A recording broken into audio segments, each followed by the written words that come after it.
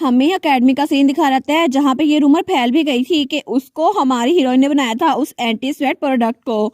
तो तब कोई कहता है कि तुमने रूमर सुनी, वही इंसान जिसने एंटी स्प्रेड प्रोडक्ट बनाया है वो हमारी एकेडमी का कोई स्टूडेंट है।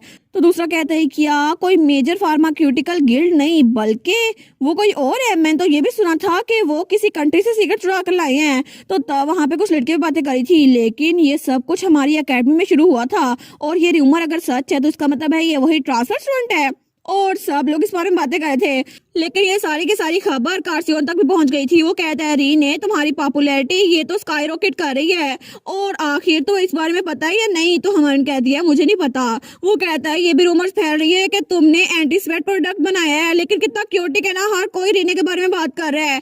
तो रीने कहती है मुझे समझ नहीं आ रहा तुम्हें किस बात की टेंशन हो रही है। वो कहता है वेल हर कोई रीने के पास आएगा हेल्प के लिए और हर कोई तुमसे मदद मांगेगा। यहाँ पे तो देखो कितना रश लग गया है। तो वहां पे कुन और फ्योर बैठा हुआ था। तो कुन कहता है ओए मैं क्लब का मेंबर हूँ तुम्हें याद है ना। तो कुन भी कहता है मेरे पास भी कर्ज है जो मुझे लौटाने हैं। तो हमारी उन कहती है मुझे कुछ अजीब नहीं लग रहा, तो ठीक है मसला करना बंद करो। वो कहता है लेकिन, तो हमारी उन सोचती है देखो सही ये इतनी बड़ी डील नहीं है, लेकिन आप कार्सियोन को देखकर मुझे तो बहुत ज्यादा क्यूट लग रहा है। और कार्सियोन तो बिल्कुल उसको बिल्ली लग रहा था।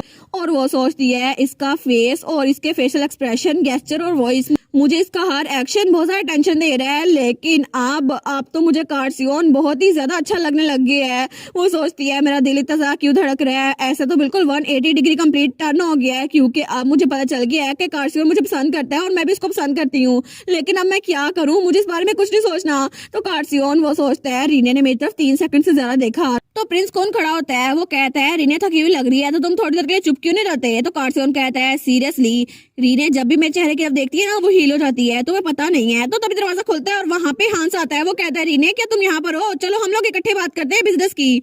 लेकिन जैसे ही वो वहां पर देखते हैं ना तो वहां पे प्रिंस कुन और फ्योर वो लोग थे और बहुत ज्यादा खतरनाक ओरा दे रहे थे। और उससे भी ज्यादा खतरनाक ओरा दे रहा था हमारा कार्सियोन।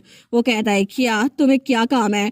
तो बेचारा हांस उसको तो अपनी ग्रैंडफादर की एक्स गर्लफ्रेंड यानी कि अपनी ग्रैंड माँ नजर आ रही थी, जो कि उसको रिवर के पास से बुला रही थी, इधर आ जाओ मेरे प्यारे बच्चे तुम्हारी जिंदगी खत्म हो गई है। तो तब हमारी हीरोइन कहती है हांस क्या हुआ तुम्हें क्या हुआ। तो वो कहता है नहीं नहीं कुछ नहीं हुआ। और वो दिल में कहता है प्लीज मेरी हेल्प करो ना रीने, ये लोग मुझे मार देंगे। और वो कहता है मैं तो तुमसे बिजनेस के बारे में बात करने आया था। तो कार्सियोन कहता है वेल ये पब्लिक प्लेस है तो तुम यहाँ पर आराम से आ जा सकते हो। लेकिन वो सोचता है मेरी ग्रैंडमा तो मुझे और तेज से बुला रही है, मैं तो मरने वाला हूँ, मैं तो मरने वाला हूँ। तो हमारी रीने कहती है बस कर दो कार्सियोन, उसे डराना बंद करो। वैसे भी वो मुझसे काम की बात करने के आया है, कोई फजूल बात करने के लिए आया। वो सोचती है पिछली बार मेरा ग्रुप मेंबर आया था लेकिन इसने उसको भी डरा के भेज दिया था और तब तो मुझे इसकी फीलिंग्स का पता नहीं था, लेकिन अब तो मुझे क्लियरली पता है। और वो उसको देखती है, वो सोचती है सच में इसका रिएक्शन मुझे बहुत अच्छा लगता है, लेकिन फिर भी। तो कार्सियोन कहता है ऑफ कोर्स मैं तुम्हारे सामने कभी भी खून नहीं बहाऊंगा। वो सोचती है मेरे सामने, इसका मतलब है ये मेरे पीठ पीछे किसी को मार देगा अगर किसी ने मेरी तरफ देखा भी। तो तब वो सोचती है ठीक है अगर मुझे इसके अटेंशन को कंट्रोल करना है ना तो मुझे कार्सियोन को ध्यान देना होगा। वो कहती है हांस तुम्हें पता है मुझे आजकल बहुत ज्यादा नाइस लोग पसंद आने लग गए हैं। तो हांस कहता है क्या। तो तब वो कहती है नहीं नहीं कुछ नहीं। तो हांस कहता है ठीक है। तो पीछे से कुन कहता है ठीक है मैं समझ गया, अब मैं तुम्हारी बात कभी नहीं भूलूंगा। तो हमारी उन कहती है तुम्हें इस बात का जज्बा क्यों चढ़ गया है। वो कहता है मैं बस इसको लिखने लगा हूँ, रीने को नाइस लोग पसंद है। तो हमारी उन कहती है तुम क्या लिख रहे हो। लेकिन तभी कार्सियोन फायर से उसकी डायरी जला देता है। तो तब कार्सियोन और प्रिंस कुन एक दूसरे की तरफ घूर के देखते हैं। तो कार्सियोन कहता है तुम ये क्या लिख रहे थे। वो कहता है क्या तुम्हें बताना जरूरी है, मैं तो बस अपना फेवर ही पे कर रहा था। तो हमारी उन कहती है चलो नेवर माइंड ये कभी खत्म नहीं होने वाला, हाँ चलो बाहर चलते हैं। तो तब वो लोग बाहर आ गए थे। तो हांस कहता है क्या उनको ऐसे छोड़ के जाना ठीक रहेगा। तो हमारी उन कहती है कोई बात नहीं मैं वापस जाकर उनसे बात कर लूंगी, कोई बात नहीं। और तब वो लोग बाहर आ गए थे। वो कहती है एनीवेज क्या मामला है मुझे बताओ। तो हांस कहता है रीने क्या तुम्हारा कोई प्लान नहीं है कि तुम एंटी स्वेट प्रोडक्ट को और ज्यादा बनाओ। वो कहती है पिछली बार तुमने तो मना किया था और मुझे लगता है अभी के लिए काफी है। वो सोचती है सेम मेडिसिन बार बार बना बना के ना मैं थक चुकी हूँ। तो वो कहता है मुझे बहुत ज्यादा अच्छा लग रहा है कि तुमने मेरी हेल्प की और ये मेडिसिन बनवाकर हमारा बिजनेस भी थोड़ा प्रमोट हो गया है, लेकिन मेरे अंदर जो मर्चेंट का ब्लड है ना वो बहुत सारा खोल रहा है और इसलिए मैं चाहता हूँ कि ये ज्यादा पैमाने पे बने। और अगर हमने इसको ऐसे छोड़ दिया ना तो ये तो टैलेंट का वेस्ट हो जाएगा ना। वो कहती है तुम तो बहुत ज्यादा पैशनेट लग रहे हो। तो हांस कहता है ठीक है मेरे पास आखिरी प्रपोजल है जो मैं सजेस्ट करना चाहता हूँ। वो कहती है अच्छा मुझे बताओ। तो हांस कहता है अपनी रेसिपी हमारे साथ शेयर कर दो ना, जो कुछ तुम बनाती हो ना वो हमारे साथ शेयर कर दो और ये सारा का सारा प्रोडक्ट हम भी बनाएंगे, लेकिन नाम तुम्हारा होगा और उसमें तुम्हारे आधा प्रॉफिट हम दे दिया करेंगे। क्या तुम्हें ये मंजूर है? ऐसे ही बैठे बैठे तुम्हें पैसे मिल जाया करेंगे। वो कहती है लेकिन ये तो मुझे कॉन आर्टिस्ट वाली बात लग रही है, मुझे लगता है कि तुम मेरे साथ मजाक कर रहे हो। वो कहता है तुम तो बहुत ऑनेस्ट हो रही हो, लेकिन रेसिपी बहुत इंपॉर्टेंट है और डिओड्रेंटो वो तो की इंग्रेडिएंट है, ये तो हमें पता है। और तब उसको कॉल करा था कि हमें इसकी रेसिपी दे दो। वो कहता है लेकिन ओरिजिनल की वैल्यू हमेशा वही रहेगी, क्योंकि जो तुम बनाओगे ना वो तो कभी चेंज नहीं होगा, इसलिए मैं तुमसे परमिशन लेने के लिए आया हूँ। वो कहती है अच्छा।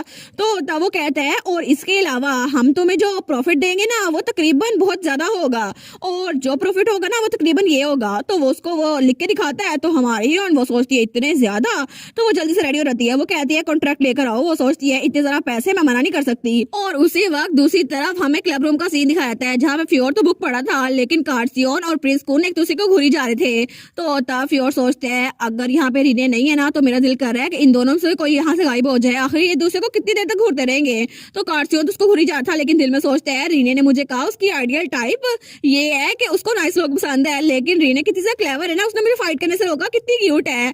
लेकिन वो प्रिंस कून से कहता है मुझे पता है कि तुम रीने की क्यूटनेस का फायदा उठाना चाहते हो, इसलिए यहाँ पर आते हो बार बार। तो प्रिंस कुन कहता है अगर तुम्हारे जैसे लोग उसके आसपास रहेंगे ना तो मेरे पास और कोई रास्ता नहीं यहाँ आने के बजाय। तो हमारा कार्सियोन स्माइल करता है और कहता है तुमने कहा था कि तुम उसका फेवर रिपे करने के लिए आए हो, लेकिन तुम्हारे पास अच्छा एक्सक्यूज है उसके इर्द गिर्द रहने का। क्या तुम्हें सच में ये लगता है कि वो तुम जैसी को अपने पास रखेगी? तुम्हें नहीं लगता कि ये कितना अनोइंग होगा? तो प्रिंस कुन कहता है बिल्कुल भी नहीं, और उसने मुझसे खुद हेल्प मांगी थी और तुम रीने नहीं हो, और अगर रीने मुझे कहेगी नहीं आज चले जाने को तो मैं चला जाऊंगा। तो तब कार्सियोन वो कहता है आखिर तुम होते कौन हो जो रीने से जवाब मांगो। तो तब प्रिंस कून वो सोचता है ये आदमी ये तो सच में बहुत ज्यादा डार्क लग रहा है, और ऐसा लगता है फ्यूचर वार कभी भी हो सकती है क्योंकि ये बिल्कुल पागल है। लेकिन रीने क्या उसको सच में पता है ये किस तरह का दिखता है, इसकी असलियत क्या है? लेकिन रीने ने कहा था वो इसको खुद हैंडल कर लेगी, और वो तो मेरी बेनिफैक्टर है ना, मैं उसको ऐसे अकेला नहीं छोड़ सकता। लेकिन इस सिचुएशन में मुझे लगता है कि मुझे सबसे पहले रीने को बचाना होगा। तो कार्सियोन उसको घूरी जा रहा था, और अगर ऐसी कभी सिचुएशन हुई तो मुझे लगता है मुझे रीने को बचाना चाहिए, लेकिन ये कार्सियोन ये तो मुझे बहुत ज्यादा खतरनाक लगता है। और तब कुछ दिनों बाद हमें रीने का क्लासरूम दिखा रहता है, और तब प्रोफेसर कहता है ये सेमेस्टर इसकी बुक भी यहाँ पे खत्म हुई, तो ठीक है आप लोगों से अगले सेमेस्टर में मिलेंगे। लेकिन तब वो कहता है जाते जाते अपनी असाइनमेंट वो सबमिट जरूर करवा देना।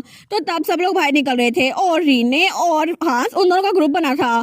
तो हांस कहता है इस बार हम कौन सी मेडिसिन बनाए, असाइनमेंट में हमें क्या सबमिट करना है? लेकिन मुझे लगता है कि हमें मॉस्किटो के लिए कुछ करना चाहिए। फॉर एग्जाम्पल जब मॉस्किटो मेरे कान में भिन भिनाते हैं ना तो मुझे बहुत ज्यादा गुस्सा आता है, और वो आवाज मुझे बहुत ज्यादा बुरी लगती है, या फिर वो मेरी उंगलियों के दरमियान काटते हैं ना तो मेरा दिल करता है कि मैं उनको जान से मार दूं।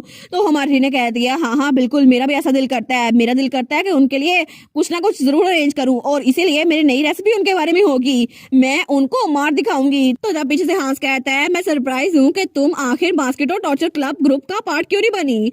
और मॉस्किटो टॉर्चर क्लब ग्रुप वो तो बहुत ज्यादा बड़ा क्लब है ना, और वो तो इंटरव्यू भी लेते हैं, लेकिन तुम ये कर सकती हो। तो हमारी कहती है नहीं मेरा अच्छा वाला क्लब है ना तो मैं उसी में खुश हूँ, मुझे और कोई ज्वाइन नहीं करना। तो तब वो कहता है बाय द वे रीने आखिर तुम्हारे रूममेट का वो लेटर उसका क्या बना? वो कहती है लेटर, अच्छा वही लेटर है जो हमने अपनी फ्यूचर सेल्फ को लिखना था जब हम ग्रेजुएट हो जाएंगे तब, मैं बस इस बारे में सोच ही रही हूँ। तो तब वो कहता है मैं तुम्हारे बारे में नहीं पूछ रहा था। तो वो कहती है इसका मतलब है तुम मेरे नहीं जेन के लेटर के बारे में पूछ रहे हो? वो कहता है हाँ हाँ जेन की एक्सपेक्टेशन किया है अपने फ्यूचर के बारे में। वो कहती है उसने जो भी लिखा हो तो मुझे क्या पता, मैं कौन सा उसका लेटर पढ़ती फिरती हूँ। तो हाँ उसके पीछे पड़ गया था। वो कहता है शायद उसको ऐसा आदमी पसंद हो जो कि प्रॉमिसिंग फ्यूचर वाला हो, जैसे मर्चेंट का बेटा या कुछ ऐसा ही। तो हमारे सोचती है इसने अभी तक गिव अप नहीं किया। वो कहती है अगर तुम्हें जानना है तो उससे जाके खुद पूछ लेना।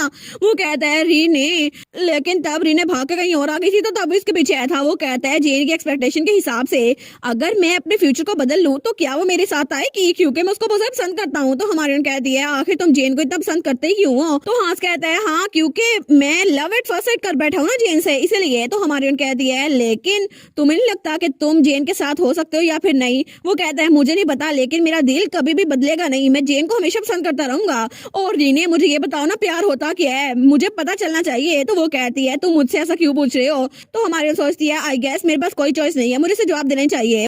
तो हमारी उन कहती है प्यार मतलब जब भी तुम लोग इकट्ठे होते हो फिर भी तुम हमेशा उसके बारे में सोचते रहते हो, और कभी कभार तुम्हें थोड़ा अजीब लगता है, लेकिन फिर भी तुम हमेशा उसको देखना चाहते हो, और तुम नहीं चाहते कि तुम्हारे अलावा किसी और से अच्छे से बात करे। जैसे उसको स्माइल करता हुआ देखना तुम्हें बहुत अच्छा लगता है, लेकिन तुम कभी जाहिर नहीं करते, और तुम आहिस्ता आहिस्ता उसके प्यार में डूबते जाते हो। और जब तक तुम्हें ये रियलाइज हो कि तुम्हें प्यार हो गया तब तक बहुत ज्यादा देर हो चुकी होती है, और तुम तब तक प्यार में डूब चुके होते हो।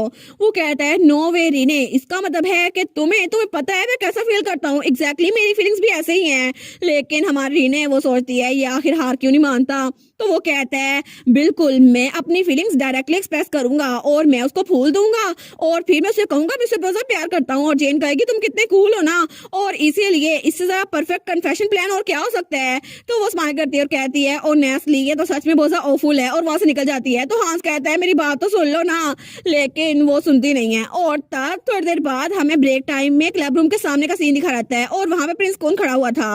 वो दरवाजे का हैंडल पकड़ता है और वो सोचता है क्या मैं इस रूम में जाऊं, लेकिन क्या सच में इस क्लब रूम में रोज जाना ठीक रहेगा, क्योंकि रीने के अलावा मुझे कोई पसंद नहीं करता और रीने तो मेरी बेनिफैक्टर है, लेकिन जो इंसान उसके साथ है ना कार्सियोन, वो तो उसके लिए बहुत ज्यादा डेंजरस है। लेकिन रीने को प्रोटेक्ट करने के लिए मुझे कार्सियोन पर नजर रखनी होगी और इसीलिए मुझे यहाँ पर आना ही होगा। और चाहे मुझे अनकंफर्टेबल क्यों ना लगे, लेकिन फिर भी मुझे करना होगा क्योंकि मैं रीने को अकेला नहीं छोड़ सकता। और तब वो हैंडल खोलते हुए सोचता है मुझे उसे प्रोटेक्ट करना ही होगा चाहे कुछ भी हो जाए। और जैसे वो दरवाजा खोलते ना तो वहां पे रीने सोफे पे सोई हुई थी। तो तभी उसकी आंख खुलती है, वो कहती है क्या कौन है यहाँ पर। तो तब प्रिंस कौन कहता है मुझे लगता है कि यहाँ पे सबसे पहले तुम ही पहुंचती हो रीने। तो तब रीने कहती है अच्छा तुम हो कौन, लेकिन तुम तो बहुत ज्यादा कैजुअली स्पीक करते हो और ऐसा लगता है कि तुम क्लब का मेंबर ही हो। वो कहता है हाँ हाँ मुझे पता है कि मैं नहीं हूँ। तो तब प्रिंस कौन सोचता है रीने की ये ब्लैंकेट ये हमेशा यूज करती रहती है, मुझे लगता है ठंड बढ़ रही है तो शायद मुझे इसे एक और ब्लैंकेट देनी चाहिए। तो उसके ऊपर एक और ब्लैंकेट दे देता है। वो सोचता है अगर मैं इसको गले लगाऊं तो शायद इसकी सर्दी और ज्यादा कम हो जाएगी। लेकिन तभी वो सोचता है क्या आखिर मैं क्या सोच रहा था, एक मिनट आखिर मेरी फीलिंग्स आउट ऑफ कंट्रोल क्यों होती जा रही हैं। और तब वो भी ब्लश करने लग गया था। तो तब रीने उठ के बैठ जाती है। वो कहती है कौन क्या तुम्हारी तबीयत ठीक है, क्या तुम्हें सर्दी तो नहीं लग गई। वो कहता है नहीं नहीं बिल्कुल नहीं। वो सोचता है ये फीलिंग ऐसी क्यों है, मैं आखिर उसकी आंखों में देख क्यों नहीं पा रहा और हमेशा मैं उसको देखना क्यों चाहता हूँ। और एग्जैक्टली आखिर इससे जो हब्स की स्मेल आ रही है मुझे इतनी अच्छी क्यों लग रही है और इसकी वजह से मैं हमेशा इसके पास क्यों रहना चाहता हूँ। लेकिन क्यों, क्या मैं रीने को प्रोटेक्ट करना चाहता हूँ या हमेशा उसके पास ही रहना चाहता हूँ, कितना अजीब है ना। तो रीने थोड़ी आगे होती है। वो सोचता है आखिर ये जब भी मेरे पास होती है तो मेरा दिल इतनी ज्यादा तेज से क्यों धड़कता है और मैं तो थोड़ा कंफ्यूज हूँ। लेकिन तभी रीने उसका हाथ पीछे करती है और उसके माथे पे रखती है। वो कहती है तुम्हें तो सच में बुखार हो रहा है। वो कहता है तुम मेरे बारे में फिक्रमंद हो। वो कहती है मैं क्यों फिक्रमंद नहीं होगी। तो तब वो कहती है लेकिन फिर भी अब ये ना कहना तुम छोटे से बच्चे हो, अभी जाओ और जाके क्लिनिक से मेडिसिन ले लो और वैसे भी मैं तुम्हारे साथ नहीं जाने वाली, तुम बड़े हो गए हो तो खुद चले जाओ नर्स के पास। वो कहता है हाँ हाँ ठीक है। लेकिन तब वो स्माइल करता है। वो सोचता है ये कितना कंफ्यूजिंग है ना। वो कहता है जैसा रीने कहेगी मैं वैसा ही करूंगा क्योंकि रीने तो मेरी बेनिफैक्टर है। तो रीने फिर से लेट जाती है। वो कहती है चाहे तुम्हें मेरा फेवर रिपे करना है या जो कुछ मर्जी है, लेकिन मुझे जिद्दी लोग बिल्कुल पसंद नहीं है और अगर तुम ऐसे जिद्दी रहे ना तो मैं तुम्हें यहाँ से बाहर निकाल दूंगी। वो कहता है ठीक है मैं कभी भी तुम्हें तंग नहीं करूंगा। और क्या तुम हमेशा दूसरों के साथ कंफ्लिक्ट अवॉइड करने की कोशिश करती हो और तुम तो कितनी अच्छी हो ना रीने, थैंक यू सो मच तुम्हारी फिक्र के लिए। तो हमारी रीने वो सोचती है सच में। तो तब वो चादर ऊपर कर लेती है। वो कहती है जल्दी करो चले जाओ यहाँ से। तो वो सोचती है ये तो बिल्कुल एक फेरी टेल से प्रिंस की तरह बात करता है और इससे तो मुझे गूज़बम्स आ रहे हैं, लेकिन ये आफ्टर ऑल एक प्रिंस ही है ना। लेकिन प्रिंस कौन वो स्माइल करा था। वो सोचता है अभी के लिए मुझे लगता है मुझे रीने की बात माननी चाहिए। तो वो कहता है जैसा आप कहे माय लेडी, और उसके बाद वहां चला गया था। लेकिन रीने बेचारी उसको क्या पता था कि उसका सेकंड मेल लीड वो भी यहाँ पे तैयार खड़ा है। और तब हमें वीकेंड का सीन दिखा रहता है जब उनके पास एक लेटर था। तो रीने कहती है एक लेटर, ये वही लेटर है जो हम अपने फ्यूचर सेल्फ को लिखने वाले हैं। और तब वो जेन से कहती है तुम इस बारे में क्या लिखोगी। वो सोचती है मैं हांस के बारे में नहीं पूछ रही, मैं बस क्यूरियस हूँ। तो जेन कहती है वेल मुझे लगता है मैं अपने फ्यूचर को लेटर जो लिखूंगी ना वो थोड़ा अजीब सा होगा। लेकिन लेटर से मुझे याद आया क्या तुम्हें अपनी आंट की तरफ से एक और लेटर मिला। वो कहती है हाँ तुम्हें कैसे पता चला। वो कहती है वेल जब भी तुम लेटर पढ़ती हो ना तुम स्माइल कर रही थी और पिछली बार तुमने अपनी जुबान में बाहर निकाली थी बिल्कुल एक बच्चे की तरह। वो कहती है अच्छा ऐसी बात है। लेकिन तब वो पपी वो उसके ऊपर ही लेटा हुआ था। तो जेन कहती है तुम पिछली गर्मियों की छुट्टियों में यहीं पर रुकी थी ना, तो क्या इस बार तुम वापस जाओगी। लेकिन तुम पिछली बार यहीं पर रुकी थी। तो हमारी कहती है हाँ रुकी तो थी। वो कहती है क्या तुम इस बार वापस नहीं जाओगी। तो हमारी कहती है मैं कभी कभार चली जाऊंगी, लेकिन अभी तो मैं उनके साथ लेटर्स एक्सचेंज कर रही हूँ।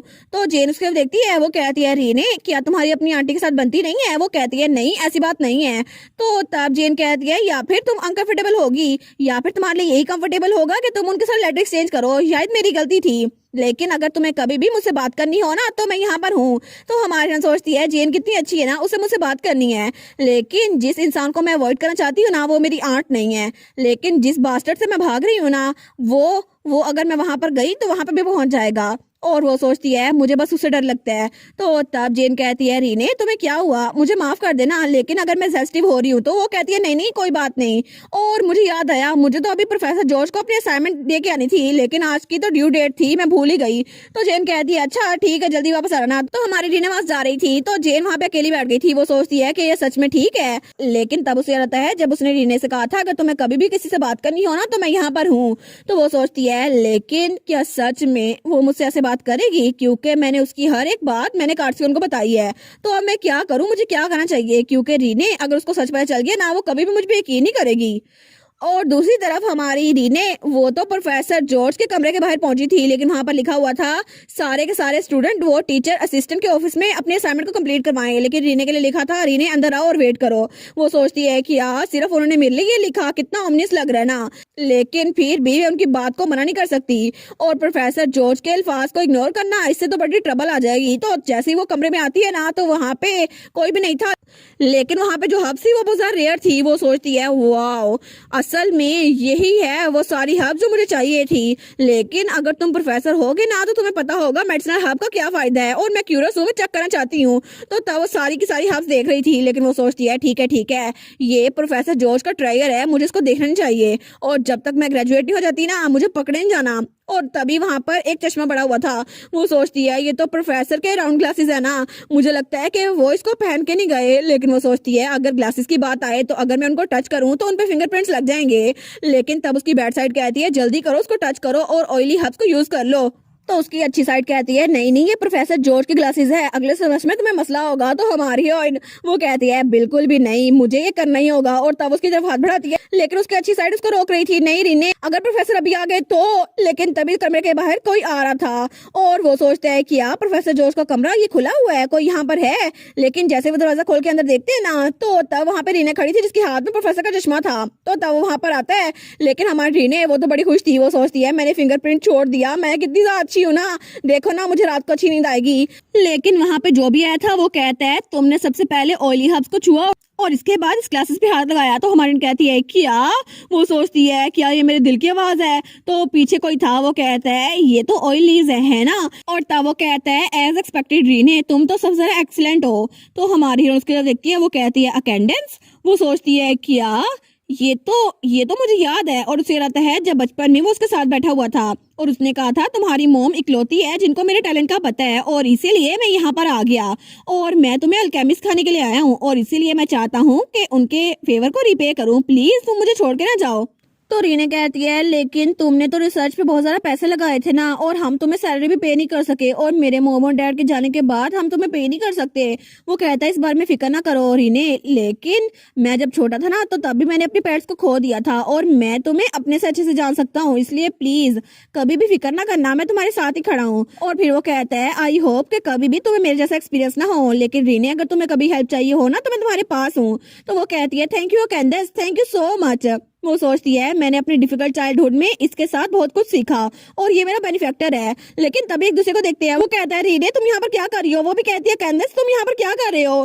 तो वो कहता है इतने सालों बाद मैंने तुमको देखा है और तुम सच में इन ऑयल लीव्स को छूकर भी इस चश्मे को छू रही थी, सच में तुम तो बिल्कुल बुली बन गई हो, लेकिन पहले तो लोग तुम्हें बुली किया करते थे। वो कहती है सच में आपको याद है। तो वो कहता है तुम तो बहुत ज्यादा बड़ी हो गई हो, पहले तो बिल्कुल छोटी सी थी। वो कहती है ऑफ कोर्स 5 साल हो गए ना इसीलिए। तो तब वो कहती है कैंडेंस आप भी बिल्कुल एक ओल्ड मैन लग रहे हैं। वो कहता है हाँ हाँ बिल्कुल, अब तो मुझे ओल्ड कह सकती हो। तो हमारी उन कहती है लेकिन कैंडेंस क्या आप प्रोफेसर जॉर्ज को जानते हैं, कितना कोइंसिडेंट है ना। लेकिन तभी वहां पर कोई आता है तो कैंडेंस कहता है हाँ प्रोफेसर जॉर्ज ने मुझे यहाँ पर बुलाया था, वो अभी आने वाले होंगे। लेकिन तभी दरवाजा खुलता है और वहाँ पे कोई और आता है, वो दूसरा प्रोफेसर था। वो कहता है बाहर। तो तभी कैंडेंस वो बिल्कुल पास हो गया था। तो हमारी उन कहती है प्रोफेसर वाल्टर आप यहाँ पर क्या कर रहे हैं। वो सोचती है ये लेजी प्रोफेसर यहाँ पे भागते हुए तो नहीं आए, लेकिन वो जैसे ही कैंडेंस के एक्सप्रेशन देखती है ना वो सोचती है इनके एक्सप्रेशन इतने डार्क क्यों है। तो कैंडेंस कहता है सॉरी रीने लेकिन मुझे जाना होगा और हम लोग अगली बार मिलेंगे। तो तब वो वहां से निकल गया था। तो हमारी उन कहती है एक मिनट रुको तो सही कैंडेंस। लेकिन तभी प्रोफेसर वाल्टर उसको रोकता है। वो कहता है बार प्लीज मेरे साथ बात तो करो, आखिर मुझे कोई रीजन तो दो जो मुझे समझ नहीं आ रही, तुम मुझे अवॉइड क्यों कर रहे हो। तो कैंडस उसको घूर कर देखता है। वो कहता है मुझे तुमसे कोई बात नहीं करनी वाल्टर, मैं यहाँ से जा रहा हूँ। और उसके बाद वहां से निकल गया था। तो हमारी सोचती है आखिर हो क्या रहा है, क्या ये प्रोफेसर वाल्टर को जानते हैं। लेकिन बार मैंने तो ये नाम कभी नहीं सुना, कैंडस का नाम तो कैंडस था ना, आखिर इनका कोई और नाम कैसे हो सकता है और पता नहीं हो क्या रहा है। तो तब वो कहती है प्रोफेसर क्या आप अकेंदस को जानते हैं। वो कहता है क्या अकेंदस, अच्छा अब उसका नाम अकेंदस है, मुझे पता नहीं था, पहले उसका नाम बार था। तो हमारी कहती है अच्छा।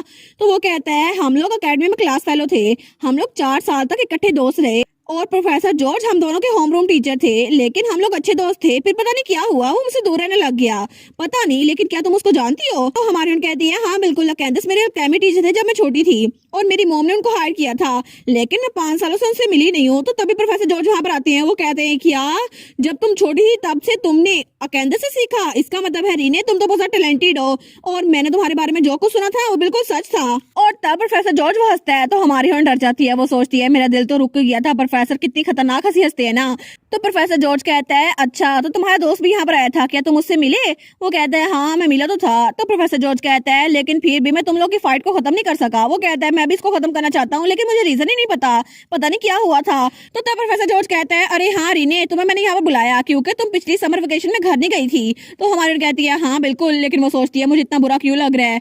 तो तब प्रोफेसर कहता है अगर तुम इस बार भी वापस नहीं जाने वाली तो तुम मेरी लैब में काम कर सकती हो। वो कहती है नहीं मैं इस बार वापस जा रही हूँ और मुझे लगता है कि मुझे अपने घर भी जाना चाहिए, अपनी फैमिली से मिलना चाहिए। वो कहता है सच में। तो तब प्रोफेसर वाल्टर सोचता है ये बच्ची मुझे लगता है कि बहुत स्मार्ट है क्योंकि इसने प्रोफेसर को मना कर दिया, वरना ये भी ज़ॉम्बी बन जाती। तो हमारी वहां से निकल रही थी। वो सोचती है मैंने अचानक से डिसाइड किया मैं वापस घर जाऊंगी, लेकिन फिर भी मुझे किसी ना किसी तरह उसको अवॉइड करना ही होगा।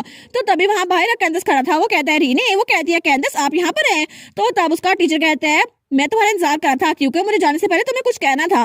वो कहती है आप जा भी रही है इतनी जल्दी, लेकिन हमने तो बात भी नहीं की। वो कहता है मुझे माफ कर देना, लेकिन मुझे तुम्हें कुछ बताना है। वो सोचती है क्या हुआ, ये तो बहुत ज्यादा परेशान लग रहे हैं, लेकिन मेरे टीचर ये तो बहुत ज्यादा अच्छे थे, आखिर इतने परेशान क्यों लग रहे हैं और मैंने पहली बार इनको ऐसे फ्रस्ट्रेट होते हुए देखा है। तो तब कैंडस कहता है रीने तुम्हारे ग्रेजुएशन में कितने साल रह गए हैं। वो कहती है ये 1 साल तो हो गया, आप 3 साल रहते हैं। वो कहता है अच्छा 3 साल, ठीक है मैं समझ गया, लेकिन रीने अगर तुम मेरी बात पे यकीन करोगी ना तो मैं तुम्हें कुछ कहना चाहता हूँ। वो कहती है ठीक है मुझे बताएं। वो कहता है प्रोफेसर वाल्टर से बच के रहना, मैं बस तुम्हें ये कह रहा हूँ कि जब तक तुम ग्रेजुएट नहीं हो जाती ना प्रोफेसर वाल्टर से दूर रहना, ठीक है। वो सोचती है क्या, लेकिन क्यों। तो हमारी सोचती है प्रोफेसर वाल्टर वो तो मुझे ऐसे इंसान लगते नहीं है जितने खतरनाक हो, लेकिन अकेंदस उनको जानते हैं, लेकिन क्या मतलब उन्होंने अकेंदस को हर्ट किया था, लेकिन ऐसा कभी हो नहीं सकता। तो क्या प्रोफेसर झूठ बोल रहे थे। तो वो कहता है मैं तुम्हें अभी एक्सप्लेन नहीं कर सकता, लेकिन प्लीज रेने मेरी बात मान लो। वो कहती है ठीक है जैसे आप कहेंगे मैं वैसे ही करूंगी। लेकिन वो सोचती है मुझे रीजन का नहीं पता, लेकिन ये मेरे टीचर थे और बहुत अच्छे थे और इसलिए मैं इनकी बात मानूंगी। तो कैंडस कहता है थैंक यू सो मच, अब मैं यहाँ चलता हूँ रीने। तो वो कहती है 1 मिनट रुको सही, लेकिन कैंडस वहां चला गया था। वो सोचती है क्या कैंडस, लेकिन वो उससे कहती है मैं आप पे ट्रस्ट करती हूँ। वो सोचती है बिल्कुल ये ठीक रहेगा, कैंडस एक ऐसा इंसान है जिसने कभी मुझे बैडली ट्रीट नहीं किया तो मैं उसकी बात मानूंगी। लेकिन तभी वहां पे कार्सिनो से मिलने के लिए आया था और उसने उनकी बात सुन ली थी। वो सोचता है कैंडस ये ना मुझे थोड़ा अजीब लग रहा है।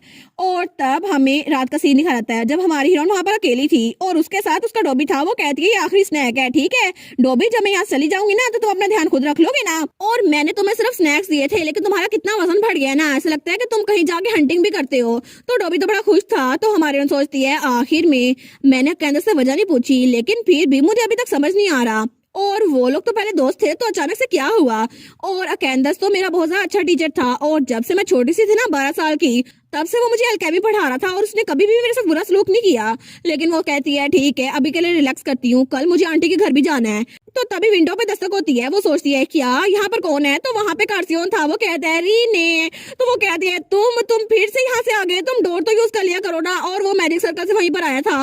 वो कहता है मैं तुम्हारे लिए सरप्राइज लेकर आया था ना। तो वो कहती है सरप्राइज, मुझे तो हार्ट अटैक आने वाला था, लेकिन यहाँ पे तो जरा ठंड है, तुम अचानक से क्यों आ गए। तो डोबी हमारे हीरो को देखकर वो गुर्राता है। तो हमारी कहती है बस बहुत हो गया, तुम ऐसे ना करो डोबी, ये अच्छा इंसान है। तो हमारा हीरो कहता है रीने ये क्या चीज है। वो कहती है तुम्हें याद है ना माउंटेन भी हमें मिला था, इसका नाम मैंने डोबी रख दिया और ये हमारे साथ रहने लगा है, और मैं इसको ट्रेनिंग दे रही थी कि ये वेकेशन के दरमियान खुद ही रहे।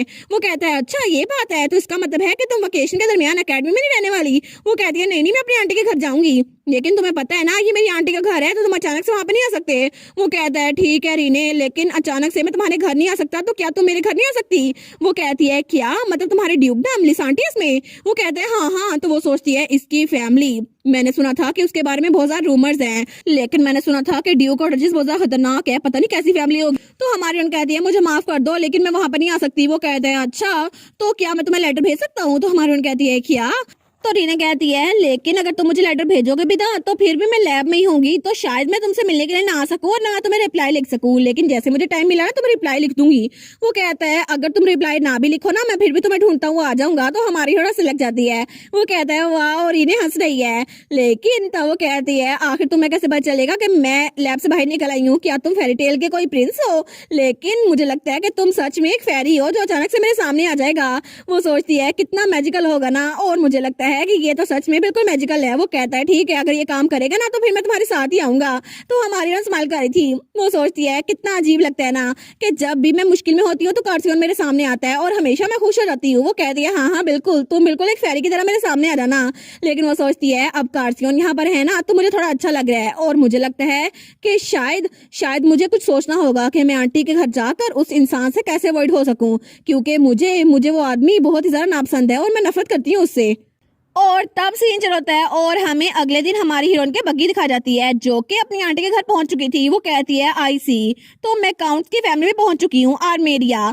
और तब वहां पर उसकी बग्गी रुकती है। वो सोचती है जब से मेरे मॉम और डैड वो उस दुनिया से गए ना मेरी आंट ने मुझे पाला है और एक तरह से ये मेरा दूसरा घर हुआ।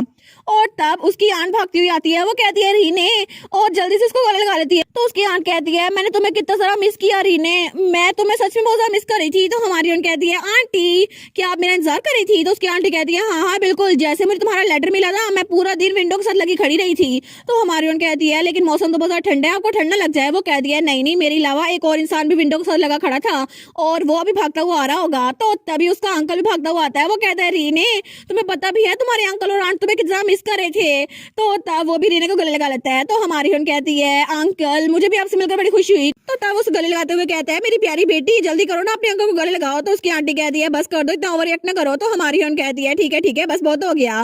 वो कहती है मैं तो आपको सरप्राइज करना चाहती थी लेकिन ऐसा लगता है कि ये बहुत बड़ी सक्सेस थी, क्या लूका भी घर आ गया है। तो उसकी आंट कहती है हाँ वो तुम्हारा अंदर इंतजार कर रहा है, चलो अंदर चलते हैं। तो तब वो अंदर आती है। वो कहती है लूका, तो वहां पे उसका छोटा सा कजन बैठा हुआ था। तो उसकी मॉम कहती है रीने आ तो गई है, अब तुम्हारा चेहरा क्यों फूला हुआ है, और तुम तो कितना एक्साइटेड थे ना जब तुमने रीने की बग्गी की आवाज सुनी और तुम तो उछल कूद रहे थे। तो वो कहता है मॉम मैंने आपको कहा था ना ऐसी बातें ना किया करे, लेकिन मैं तो अलीना अकेडमी में जाता हूँ, मैं कभी भी रीने से नहीं मिला, और अगर उसे घर आना था तो मेरे साथ आ जाती। तो रीने कहती है लेकिन हमारी बिल्डिंग तो अलग अलग है ना, जूनियर और सीनियर सेक्शन में, तो मैं तुमसे मिल नहीं सकती थी, और इसके अलावा वैसे भी मैं तुमसे सीनियर हूँ और मुझे थोड़े और हफ्ते लगने थे तो तुम्हें एक हफ्ता और इंतजार करना पड़ता। वो कहता है लेकिन फिर भी। तो उसकी मॉम कहती है लूका बस कर दो ना, अब यहाँ पर आ गई है उसके साथ अच्छे से रहो। तो वो कहता है मुझे फर्क नहीं पड़ता, मैं जाके शेफ से कहता हूँ कि वो एग प्लांट बनाए जो रीने को सबसे ज्यादा नापसंद है। वो कहती है क्या तुम ऐसा नहीं कर सकते, बिल्कुल भी नहीं। वो कहता है मैं तो कर सकता हूँ। तो तब वो दोनों बहन भाई लड़ने लग जाते हैं। तो उसके अंकल और आंट तो बड़े खुश थे। तो तब उसकी आंट कहती है अच्छा ठीक है बच्चों लड़ना बंद करो, अपने अपने कमरे में जाओ, हम लोग बाकी की बातें डिनर पे करेंगे। और उसके बाद हमें थोड़ी देर बाद रात का सीन दिखा जाता है। तो हमारी हीरोइन वहां पर देखती है। वो कहती है क्या सच में ये कुछ ज्यादा नहीं है, और वहां पे चिकन की बहुत सारी डिशेस पड़ी हुई थी। तो रीने की आंट कहती है मैं फिक्रमंद हो रही थी कि तुम दोनों अच्छे से खाते हो या फिर नहीं, अब आराम से खाओ। तो तब लूका कहता है मॉम सच में ये एक्साइटमेंट का लेवल मेरे लिए क्यों नहीं दिखाती जब पिछली बार मैं आया था। तो उसकी आंट कहती है लेकिन रीने को तो हम 1 साल बाद देख रहे हैं ना। तो रीने कहती है तुम अपसेट हो रहे हो लुका। तो लुका कहता है नहीं नहीं तुमने मुझे समझ के रखा है, मैं बड़ा हो गया हूँ और मुझे पता है रीने अपनी सारी की सारी जमा पूंजी वो हाथ पे लुटा देती है, इसलिए कम से कम घर पे तो खाना खा लो। वो कहती है कितने क्यूट हो ना तुम लुका। तो तब उसकी आंट कहती है ठीक है खाना ठंडा हो रहा है, सबसे पहले हम लोग सूप पीते हैं ठीक है। तो तब उसका अंकल वो तो डरा बैठा हुआ था, लेकिन हमारे सोचती है क्या ये कोई खास खाना है, लेकिन कितना ऑर्डिनरी लग रहा है ना। लेकिन जैसे वो उसकी पहली बार लेती है तो उसे समझ आ जाता है उसके अंकल का इस तरह क्यों बना हुआ था। और तब लुका और रीने दोनों का एक्सप्रेशन एक जैसा था। वो सोचते हैं ये टेस्ट आखिर ऐसा क्यों है। तो उसकी आंटी कहती है ये डिलीशियस है ना, इसके इंग्रेडिएंट ये अच्छे लग रहे हैं ना, ये मैंने खुद बनाया है। तो हमारी और सोचती है मेरी आंटी ने खुद बनाया है लेकिन इसका टेस्ट, तो उसका अंकल कहता है ये तो बहुत डिलीशियस है डियर। तो हमारी और सोचती है अंकल आप तो सच में आंटी से बहुत ज्यादा प्यार करते हैं। तो उसकी आंट कहती है सच्ची में, मुझे लगा था कि मैं थोड़ी स्किल्ड हो गई हूँ। तो तब लूका और रीने एक दूसरे को देखते हैं। तो रीने दिल में कहती है अब हम क्या करें, क्या हम इसको खाते रहे। तो लूका वो दिल में कहता है बिल्कुल नहीं, मैं इसको कैसे खा सकता हूँ, मैं बिल्कुल नहीं खा सकता। तो तब उसकी आंटी कहती है ठीक है अब सब लोग तारीफें करना बंद करो और खाओ इसको। लेकिन जैसे ही वो उसकी पहली बार लेती है तो उसको भी इसका जायका बहुत ज्यादा बुरा लगता है। वो कहती है बस बहुत हो गया, हेडमेड यहाँ इसको बाहर फेंक दो। तो उसका अंकल कहता है नहीं नहीं ये बहुत ज्यादा इंजॉयबल है, हम इसको खा लेते हैं डियर। तो हमारी हीरोइन वो सोचती है सच में कितनी अच्छी फैमिली है ना मेरी, और मैं सच में घर आ गई। लेकिन असल मसला वो तो तब होगा ना जब इरहान यहाँ पर आएगा। और तब हमें आधी रात का सीन दिखा जाता है जब सब लोग सो चुके थे, लेकिन तभी वहां पर कोई लंगड़ाता हुआ आ रहा था। और तब वो था इरहान जो घर वापस आया था। और हमारी हीरोइन की आंख खुलती है तो तब इरहान वो उसके कमरे की तरफ बढ़ रहा था। वो कहता है डैम इट, अगर उसे यहाँ पर आना था तो मुझे लेटर भेज देती, कम से कम मुझे बता तो देती। तो हमारी हीरोइन वो उठती है और अपनी शाल लेती है, वो अपने दरवाजे की तरफ बढ़ती है। तो तभी इरहान वो दरवाजा बजाई जा था। वो कहता है रीने दरवाजा खोलो, अभी के अभी दरवाजा खोलो, और तुम्हारा भाई तुमसे मिलने के लिए आया है, क्या तुम ऐसे सो रही हो, और जल्दी करो दरवाजा खोलो, मैं इंतजार कर रहा हूँ। तो हमारी हीरोइन सोचती है मेरा भाई कितना फनी है ना। लेकिन तभी वो दरवाजा बजा रहा था तो हमारी हीरोइन दरवाजा खोल देती है और वो धड़ाम से उसके पाँव में आके गिरता है। तो हमारी हीरोइन उसको देखती है, वो कहती है हेलो। तो तब इरहान उसको बड़ा घूर के देखते हैं। तो हमारी हीरोइन कहती है इरहान बहुत दिनों बाद मिले। तो इरहान खड़ा होता है और कहता है रीने तुम डैम ब्राड, तुम्हें अपनी जगह पता नहीं है। और तब उसकी तरफ हटता है और उसको कंधे से पकड़ लेता है। तो तब उसकी तरफ हटता है और कहता है तुम्हारी हिम्मत कैसे हुई कि मेरी आंखों में देख के बात करो, तुम्हें मेरे सामने झुकना चाहिए। और तब वो तो बड़ा गुस्सा दिखा रहा था। तो हमारी उन कहती है अच्छा तो तुम अपने अच्छे बेटे वाला मास्क कहाँ पे छोड़ आए हो, क्या तुमने सब पे गिव अप कर दिया है, लेकिन तुम अब तो पहले से जरा बदतमीज हो गए जितना मैंने सोचा था। तो तब उसके कंधे छोड़ देता है। वो कहता है वो तो हमारे उन कहती है तुम यहाँ जिस काम से आए ना मुझे वो बताओ। वो कहता है मेरा काम, मेरी प्यारी बहन मेरी बात सुनो, मैं अपनी बहन से मिलने के लिए आया हूँ और वो सब कुछ पूछने के लिए जो तुमने किया था अकेडमी जाने से पहले। 1 साल हो गया है लेकिन तुम वापस लौट के नहीं आई, तुम्हें अपना भाई याद नहीं आता। तो तब हमारी उन कहती है ये सब कुछ तुमने मैसअप किया था, मैंने कुछ नहीं किया था, और तुम इकलौते थे जिसकी वजह से ये सारा कुछ हुआ। और अगर तुम इस आदमी को यहाँ पर ना लाते ना तो ये सब कुछ होता ही ना। तुम अपने बिजनेस के लिए उसको यहाँ पर लेके आए थे और उसकी वजह से ये सब कुछ हुआ, लेकिन अब तुम यहाँ पर क्या पूछने आए हो। तो ताबिर खान कहता है लेटर्स, मैं तुमसे ये पूछने के लिए आया हूँ वो लेटर्स, पूरा साल हो गया है लेकिन तुम्हें पता है ना वो लेटर्स कौन भेजता था, लेकिन तुमने जवाब नहीं दिया। तो मुझे बताओ वो लेटर्स आखिर तुमने उन लेटर्स का क्या किया, और मैं तुमसे उसके बारे में पूछने आया हूँ। तो हमारे यहाँ सोचती है वो लेटर्स वो तो मैंने अपने एक ड्रॉर में रखे थे लेकिन दोबारा कभी भी मैं उसको खोल नहीं पाई क्योंकि मुझे उस आदमी से बहुत ज्यादा नफरत है। और इरहान उसको भी ये बात पता है कि मुझे उस आदमी से नफरत है, लेकिन फिर भी बार बार ये उसका जिक्र मेरे सामने क्यों करता है। और इसी के साथ ये वाला पार्ट यहीं पर ख़त्म। तो आप लोग बताइएगा आप लोग को ये पार्ट कैसा लगा, और वीडियो को लाइक और चैनल को सब्सक्राइब लाजमी कीजिएगा। बाकी वीडियोस का लिंक भी स्क्रीन पर नज़र आ रहा होगा तो काइंडली उनको भी चेकआउट कर ले। और thank you so much for watching my videos. Stay safe, bye bye.